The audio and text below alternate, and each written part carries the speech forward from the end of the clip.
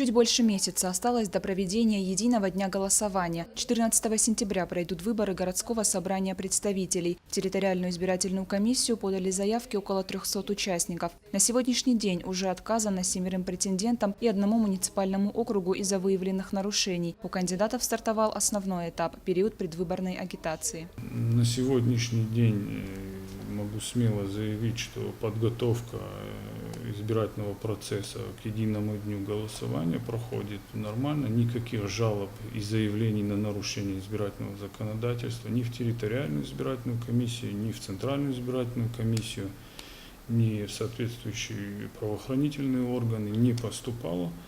Поэтому я считаю, что процесс проходит нормально.